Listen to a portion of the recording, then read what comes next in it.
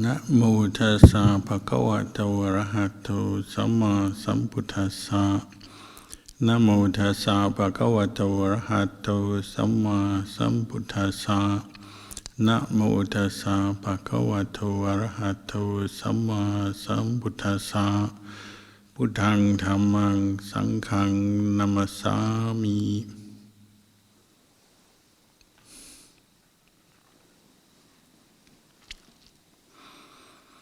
Blessings, good evening.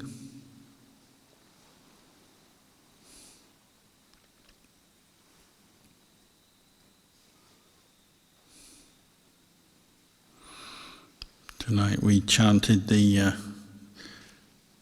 verses on the Noble Eightfold Path, which kind of lays out the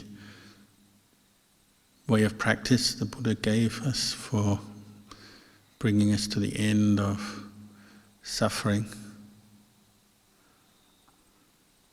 When we use this word suffering in Buddhism,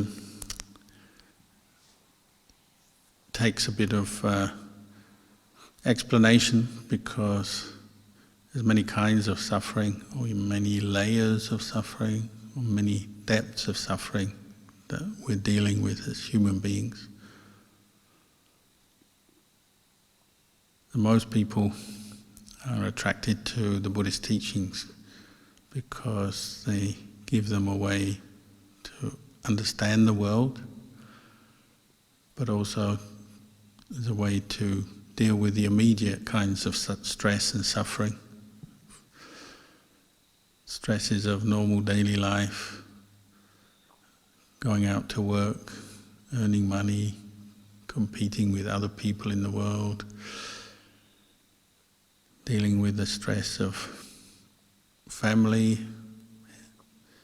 a human body that is frail, subject to illness and injury, earning enough money to pay bills, dealing with all the uncontrollable things around us in the world, the economy, the other people, politics, the weather, everything. All these normal sort of things we talk about every day as problems and suffering. But the Buddha was also giving us a method, a way to really understand suffering from the inside out. Not simply teachings and guidelines how to make the world a better place on the outside, which he did as well, but also how to make the world a better place on the inside, in your mind, in the way you look at the world out from within yourself, outwardly.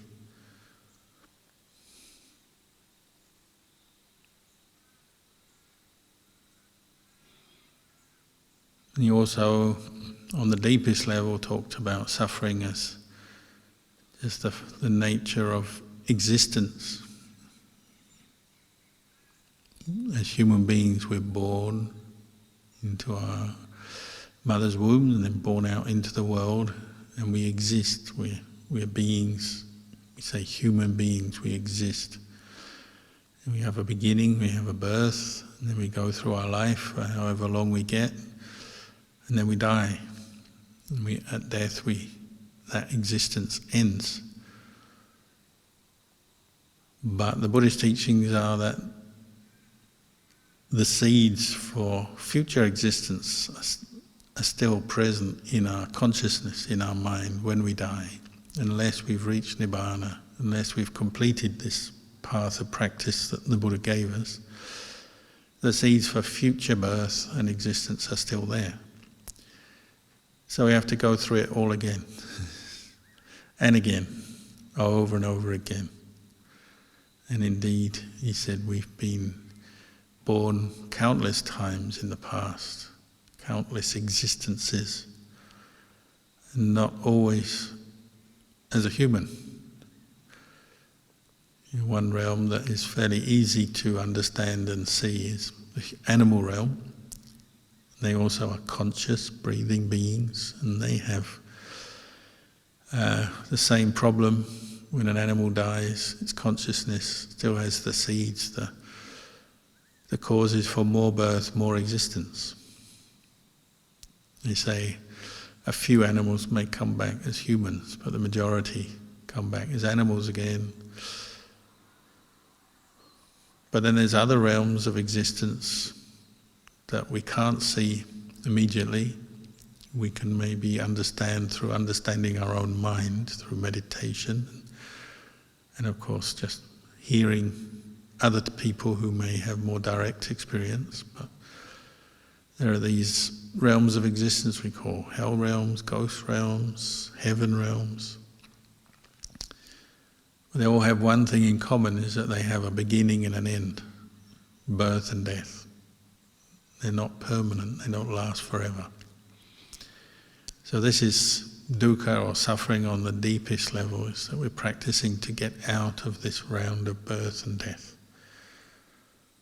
And when the Buddha first explained this Noble Eightfold Path that we just recited, it was in his first teaching, the Dhammacakkappavattana Sutta. Well, it's one of the things he declared in that teaching. He said, I've put an end to birth and death, reached the deathless. I've escaped or liberated, I'm liberated from samsara, the round of birth and death.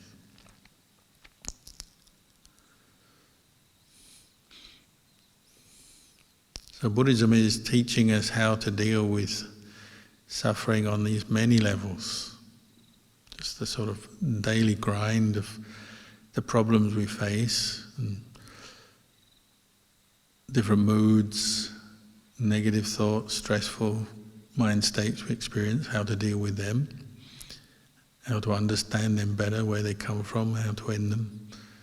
But then also on this deeper level, how to actually escape or achieve liberation from samsara, the round of birth and death. And this is one of the amazing things about the Dhamma of the Buddha. It's teaching us to the highest happiness, to nirvana, the end of birth and death, or the deathless.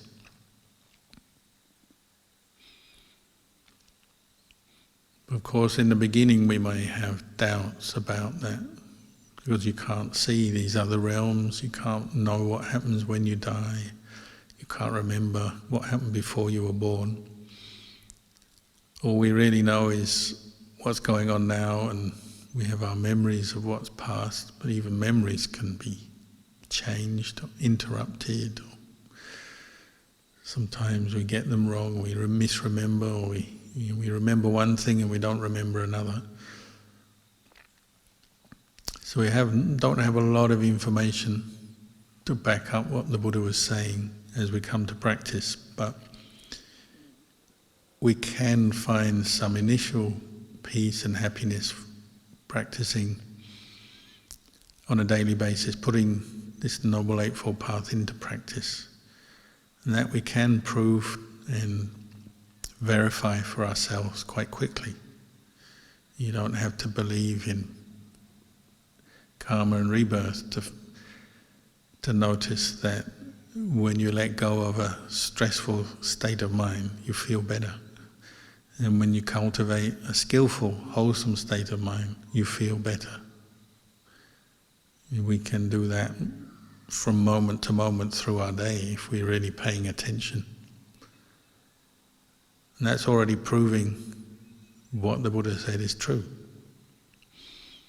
And he encouraged that. He said, if you're very skeptical about some of the more profound or deeper teachings on existence, the end of existence, different realms of being and so on, just work on finding happiness in the here and now, in the present. And that's okay.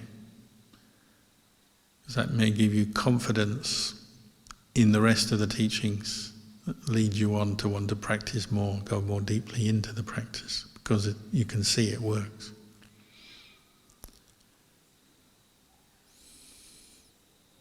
So this Noble Eightfold Path, you can see it works on many levels. Samadhi, just developing right view, we say, right understanding of the way things are. You might even say the right attitude.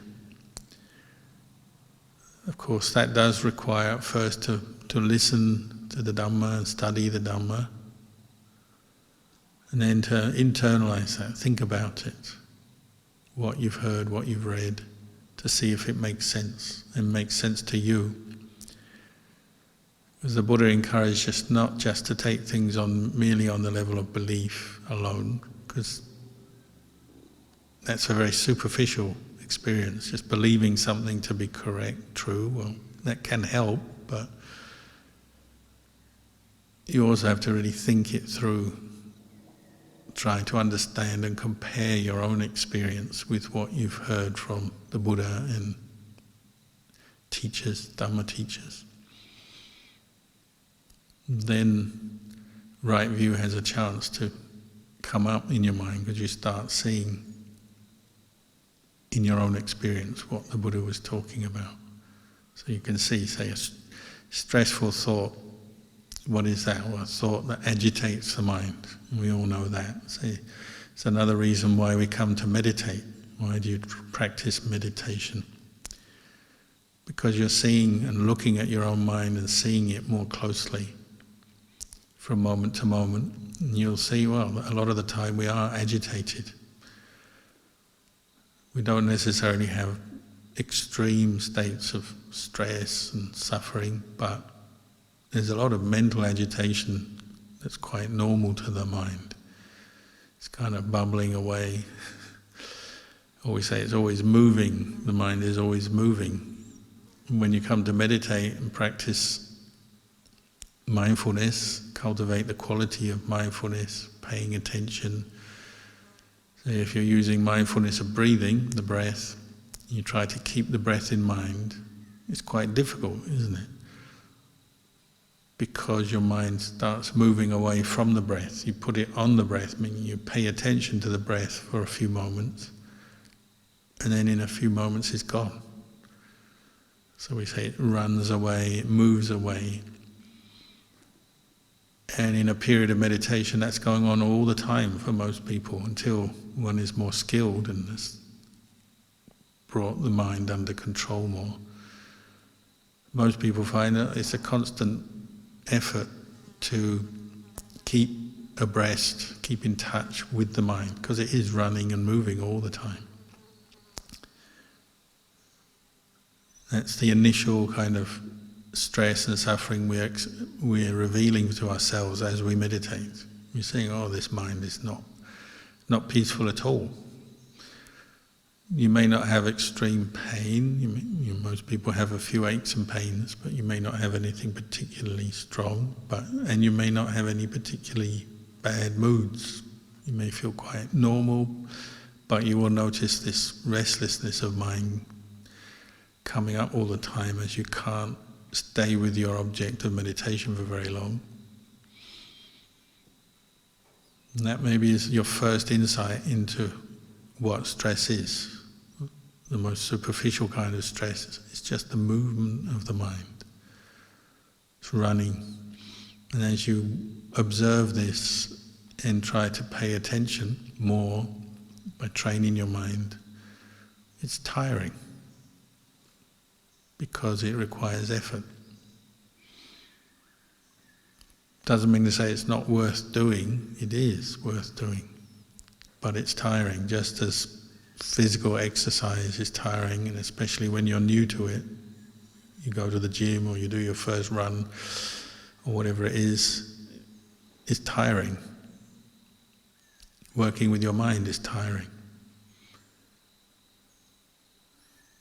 And that's why the Buddha said, well, as you come to put this Noble Eightfold Path into practice, working with your mind to understand stress, where it comes from, what to do about it, you have to be very patient. We need a lot of patience, endurance, because we're working with a restless, moving mind.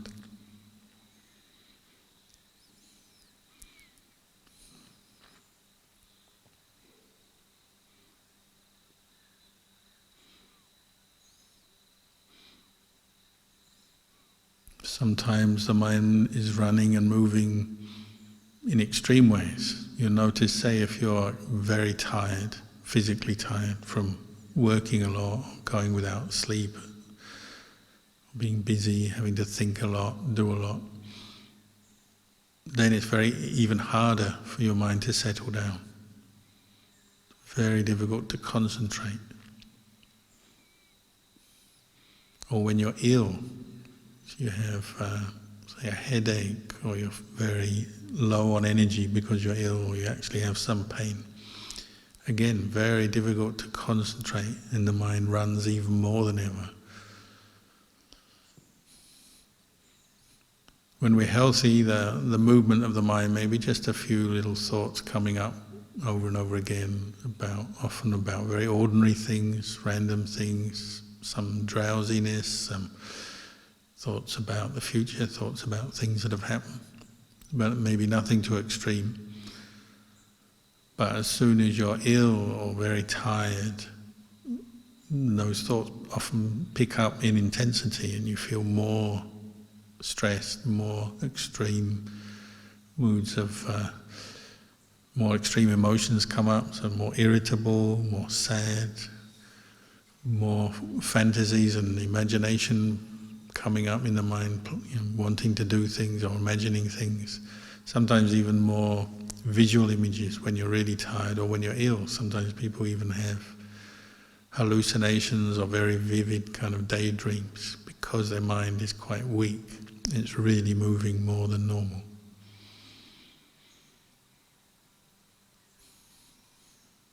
For most of us, this is the first insight into what stress is, just a mind that is not still, it's not quiet. So the Buddha gave us all kinds of techniques to help here, to practice mindfulness in daily life. Be more mindful of what you're doing, pay attention to what you're doing, to what you're saying, what you're doing through your day. Because this helps to both calm the mind down and helps you to pay attention so the mind does become more still, more focused in the present moment. And then training in meditation like we've just been doing. You might call this samatha meditation, developing calm, by turning the attention maybe just to one object rather than let it move around, running around all over the place, which is tiring and distracting.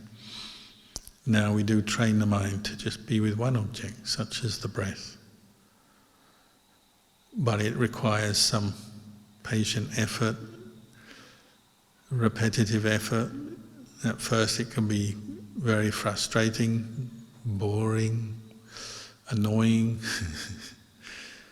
Your mind can be your best friend, but it also can be your worst enemy, because you get very frustrated as you try to watch it, tame it, bring it to the breath.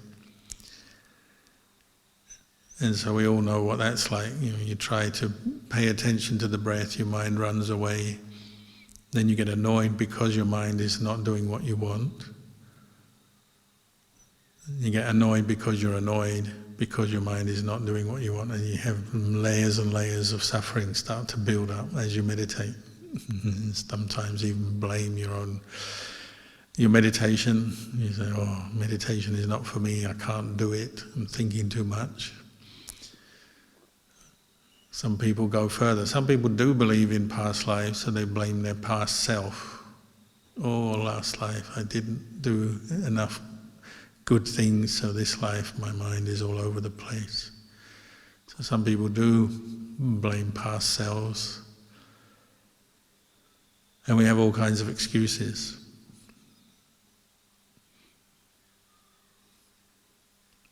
But we have to be very patient and accepting. The mind, to train this mind takes effort. But if you put the effort in, then sometimes you may experience moments where the mind goes more calm and quiet. The running stops, the movement stops, and it settles down with its object, with the breath. And there may still be a few thoughts and images and distractions coming up, but they're not as extreme as before. very small scale or brief. So your mind is with the breath much more than before. So for most people, they find that's the first success in meditation, the first good thing about meditation. You start to enjoy the breath. The mind settles down and is a little bit more under your control. And you feel good. As we just chanted, you experience piti and sukha, and even some one-pointed knowing. Your mind is just one-pointed, meaning unified on the breath. And that releases a lot more energy as well, so you become more energized, brighter, happier, more energized, because you're not thinking all over the place. The mind settles down. So it's enjoyable. And we probably have already experienced that in other things in life. When you're doing some activity you enjoy, your mind tends to settle onto that activity. You're not caught into doubt or not very distracted and maybe not drowsy. You're just quietly doing that activity and you're happy to do it. It could be driving a car, or sewing, or making food, or typing something that you want to type or feel happy to do that task, do that job. Whatever it may be, you probably experienced that before, and at those times your mind becomes more calm, steady. Time goes quickly because you're more absorbed and enjoying what you're doing.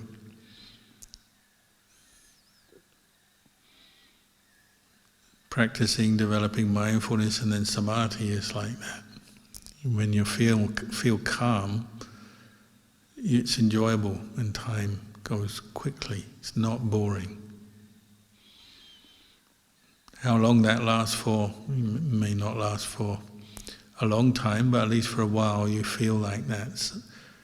And this is both a physical and a mental feeling. The Dhamma that we practice for the end of suffering, we're talking on both the level of body and mind. The technical terms are nama and rupa. Nama means mind.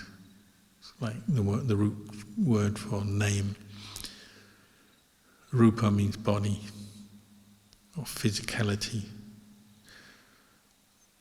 But as you practice to end suffering, you're ending suffering in body and mind. So it's a very tangible experience. It's not just meditating and developing some sort of intellectually satisfying theory about life or about the world. That's one aspect of it, one part of it. But actually, there's physical benefits as well. Your body settles down, body relaxes. You'll notice when your mind is agitated, it does reflect in the body as well. If your mind is running and moving, stressed, body expresses that. We jiggle around, we move our limbs, we twitch, we breathe heavily maybe, or breathe more fastly. We feel muscle pain, muscle twitches, muscle tension. We can sweat more when mind is not peaceful. If you're thinking about something in an agitated way, over and over again, you may sweat. So many different changes in the body occurred because the mind is not at peace. But similarly, when you meditate and mindfulness improves and samadhi improves, body benefits from that. So your body becomes more relaxed, less tension, more at ease, whatever the external conditions and situation. Today the weather is really hot, but if you're calm from your mindfulness practice, the heat doesn't bother you. You feel it, obviously, you know it's hot weather, but it doesn't bother your mind and doesn't really bother the body.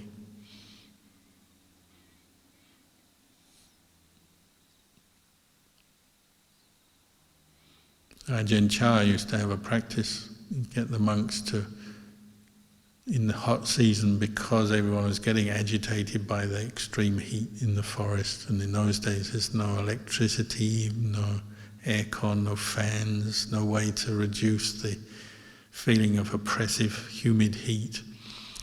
He'd get everyone to do the exact opposite of what they wanted to do. He'd bring them into the hall, close the windows, and get everyone to wear all their robes together, even our outer robe, this one I've got on my shoulder, to fold it out and use it as a blanket, and then sit there for an hour in the middle of the day, the hottest part of the day.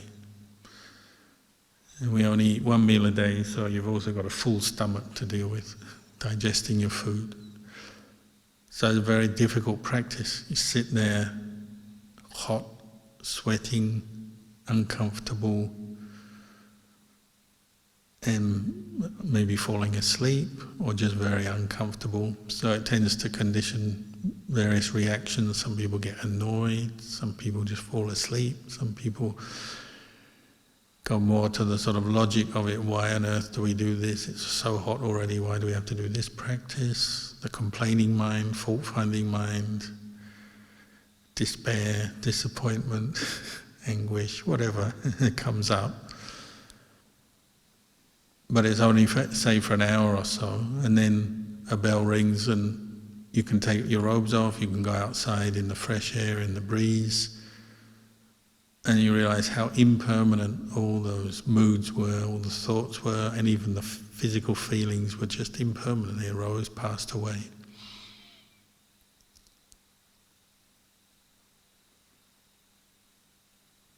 It's a very good practice to become mindful of the body, of feelings, of thoughts, just pushing everyone a little bit more than they would normally like to.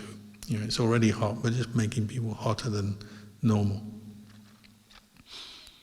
But then bringing people out again after an hour, they can cool down, and actually what was previously hot now seems cool. If you've been, sitting like in a sauna and then you come out, the hot weather actually doesn't seem so bad.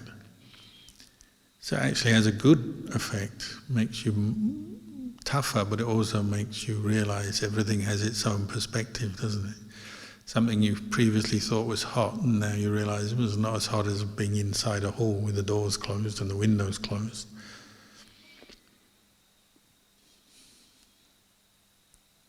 But you see the impermanence of both physical and mental states and feelings.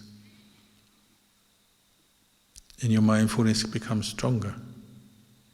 And then you have understanding, insight as well. Oh, these things are not permanent, they're not self. We say conditions. Heat is a condition, physical condition, affects your body. But when you have mindfulness, doesn't necessarily mean you have to suffer. You need patience, of course, it's difficult, but it's just another feeling of heat. And there's the feeling of coolness, and then the feeling of cold. A Thai winter could be the same. We used to do a practice when I was an anagarika in Thailand. We didn't have any other clothing other than one little shoulder cloth, very thin white shoulder cloth and white sabong, like a skirt. And that was it. And the Thai winter, you get this wind coming from Laos, strong wind, cold wind, bring the temperature down to maybe 12 degrees sometimes even colder, but regularly 12, 14 degrees at night, which is very cold if you're used to 30 degrees in the day and night for most of the year. You really feel this cold wind. And we had to sit in that at 3 a.m., 4 a.m. You weren't allowed to have a blanket around you. There was no hats, no socks, no extras. You just had bare skin and this little piece of cloth. The one good side of it all was that it was so cold the mosquitoes all went on holiday as well. So at least you had a break from mosquitoes. But mosquitoes were replaced by cold, freezing cold air on your body. So you didn't fall asleep. You just sat there shivering because it was so cold you couldn't fall asleep. So all the monks who normally had problems with sleepiness cured them, at least for a while. And no mosquitoes, no sleepiness, but you felt pretty miserable for an hour, and then you finish that meditation, you get up, move around, and as soon as you move around, you don't feel cold again. As you exercise, like you might go out and walk or sweep, the feeling of cold disappears immediately. Again, you see how impermanent it is. But also, as you're meditating, you notice when you're mindful, the body relaxes and you don't stress or get upset or suffer with the feeling of cold. When you lose your mindfulness, you're not paying attention, your mind is running, moving, you suffer because you start thinking a lot of negative thoughts, blaming Ajahn Chah for developing such a difficult practice, or blaming the weather on, it's the problem of China or Laos because that's where the wind comes from, as if there's a person you can blame anyway. Blaming someone for the wind, blaming the flimsy buildings which had no insulation, not like in the West. Blaming the lack of a heater, there's no electric heater or any kind of heater, no wood fire. Blaming your clothing, blaming the world. When you lose mindfulness, you get caught into blaming and complaining. When you are mindful, it's just feeling. And you realize it's much better to face a cold meditation sit with mindfulness. It's in your best interest to be mindful. You're happier physically and mentally. Physically, you relax. So you notice when you're cold, if you relax, when you're mindful, you can endure it much better. When you're stressed by it, you're not mindful, you tense up, and the tension makes it harder to endure the cold temperature. In those days, the roads were made of dirt. There's no concrete or asphalt. So the winter was also the dry season, so it didn't rain, so the road that were just dirt roads would turn into dust, powder. And some mornings it was so cold you walked with your feet in the dust and it felt like snow. At least for those who had been in countries where previously they'd experienced snow, like me, I'm from UK. Thai people had never experienced snow, so they never said, oh, this is like snow. They didn't know what you're talking about when you said that. When I talk to another Western monk, I say, oh, this is like snow, isn't it? They go, yeah. Walking, because we had to go barefoot into the village in this freezing cold wind with powdered mud underneath our feet, but feeling like snow. Again, it's just a feeling, and if you tense up and you get aversion, you're not very mindful, it's hard work. Every step is painful. The whole thing is unpleasant. But if you practice mindfulness, it's just feeling on the feet, with the breath, with your body, with the movement of your body, with your feet. The whole thing is much more bearable. So meditation isn't just a mental exercise to calm the mind, relax the mind, it also relaxes the body. Body feels better, has a sense of well-being, mind has a sense of well-being. They go together, and this whole Noble Eightfold Path is helping you with that. There was actually one teacher I used to go and see called Lumpur Ngon, who was Thailand's representative to the UN for Buddhism, because he could speak English, he was well educated, Thai monk. He's just a skinny little monk, quite old, but very tough and a very good meditator. He had good jhana, he even had psychic powers. So he could go to the UN when they have a big conference, interfaith conference, multicultural conference. He could sit there and he knew what everyone was thinking, but he just didn't tell them. He'd come back and tell us, but he wouldn't tell the delegates of the UN. That might have caused a bit of controversy. One year he went to Norway, and at the end of the meeting they took him out and said, I've never seen snow before. And it was the winter, I think. And so I took him out to the mountains. We used to have a picture of him sitting on a snowy Norwegian mountain over a fjord, lake covered in ice. And he was sitting meditation just like I am now, with a bare shoulder, with his thin tie robe, meditating. But he looked very comfortable.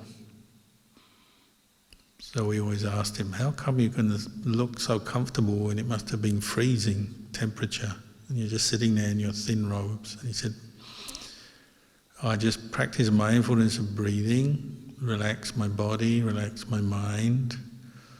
So I wasn't caught into any aversion or distress mentally. The mind wasn't moving, running around. It was just knowing the experience, just feeling.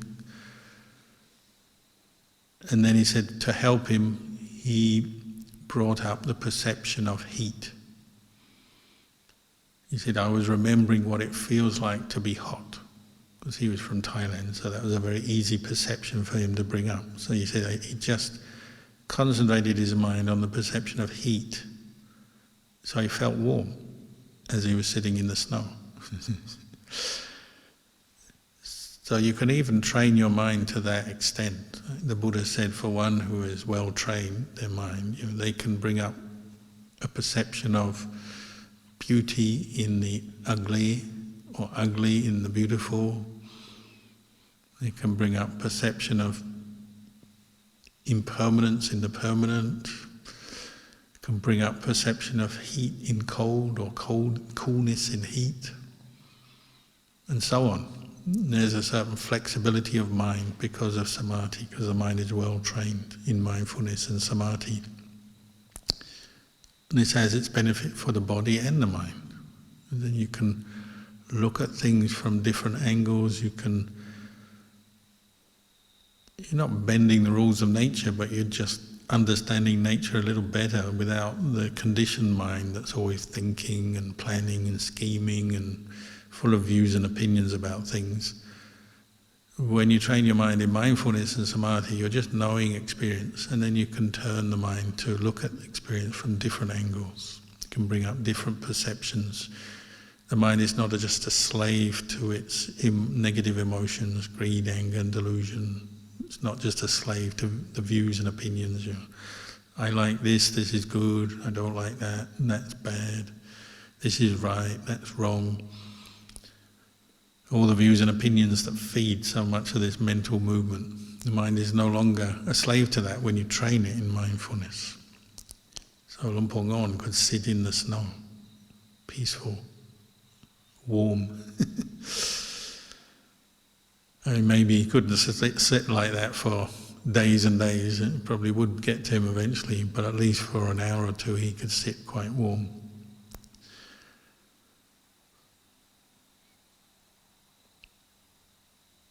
So the benefits of practicing this Buddhist path, the Noble Eightfold Path, they're both physical and mental. It's a very complete practice. This is why those who have practiced it develop this path. It's a very all-round experience. They experience less suffering in the body.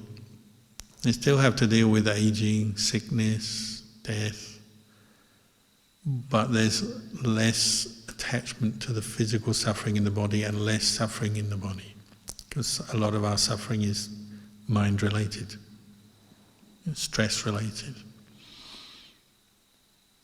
And obviously less suffering in the mind, less stress in the mind.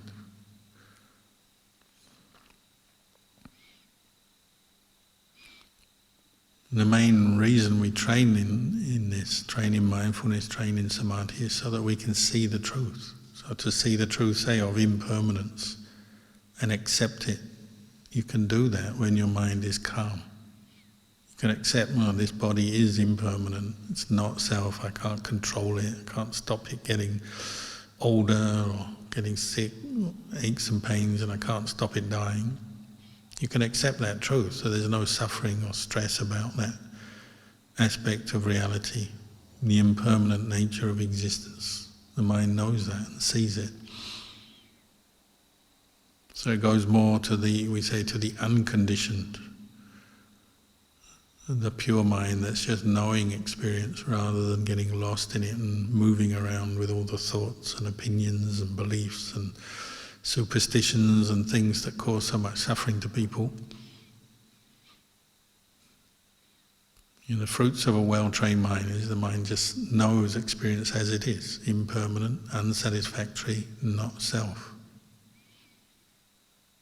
So it doesn't grasp and attach to what it doesn't own. The mind doesn't attach to the body as self, doesn't attach to feelings, thoughts as self. The well-trained mind knows these things are all impermanent. So it can be quite happy even with the difficulties of old age and all the unpleasant things that happen in the world. It can still be at peace with that.